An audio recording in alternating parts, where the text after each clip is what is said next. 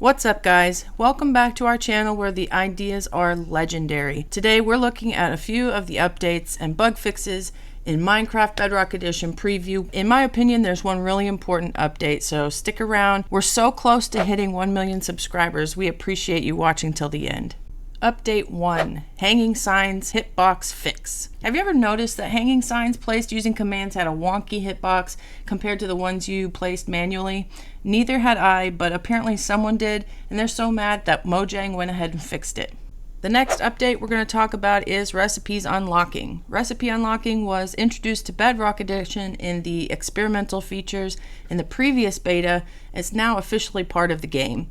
This game rule will be enabled by default in New Worlds, but you can toggle it off in the advanced settings. When enabled, a notification will appear whenever the player gains materials in their inventory that are related to craftable items.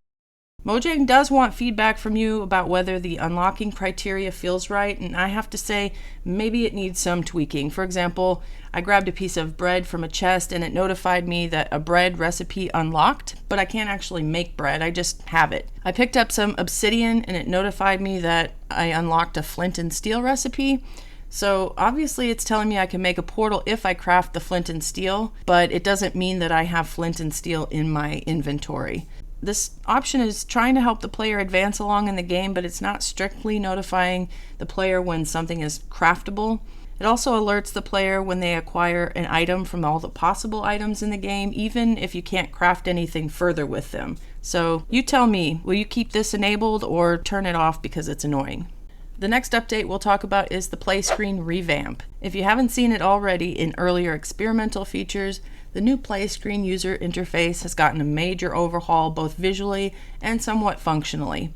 Not all of the new functionality is fleshed out, however, it appears generally that some of the flows have been separated out, such as creating new worlds from templates versus from the Create New World screen. The tabs have been reorganized, giving realms its own place, and all worlds will be where you find your created local worlds.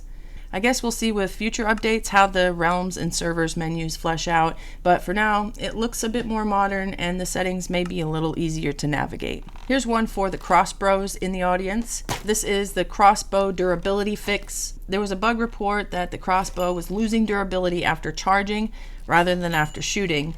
This led to frustrating losses of tipped arrows.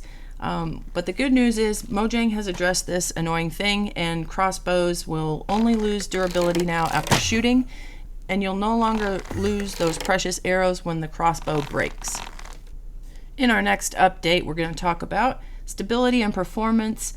Mojang has plugged a memory leak in Bedrock dedicated servers that should help with loading chunks in new terrain. This should mean smoother gameplay, fewer hiccups when you are on the outskirts of what you have explored in your world. And guess what, guys? We have come to the update that is my favorite, and we'll see if you agree.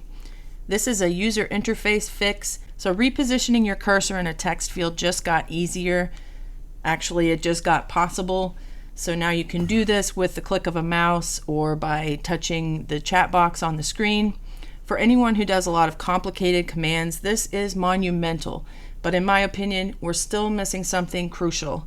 We still can't copy text from the chat bar, which would be helpful. And this update, by the way, does not apply to signs. Although you can edit signs, you can't move the cursor around within the sign to a specific portion of your text to edit.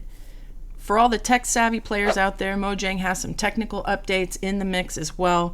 Unfortunately, we can't dive into every detail here, but if you're itching to know more, check out the link below. There's some interesting stuff brewing in the technical side of these updates. If you saw an earlier preview, you might have been excited to see shaders integration coming for Bedrock. It appears though that some of that rollout is on hold for this preview, but we can see that they're working on it. A couple of changes are evident related to ray tracing options, but we'll have to wait for more in future updates. And there you have it, a rundown of the Minecraft Bedrock Edition updates and bug fixes. If you got to this point in the video, remember, you're our favorite subscriber. Don't forget to do the YouTube-y things. We really appreciate that, and it helps us out more than you know. We've got some cool projects coming out in the near future. We hope that you stick around to see those. And in the meantime, We've got a lot of other cool videos to check out. We think that you will like those as well. This has been RAMARENplays, and we will see you next time.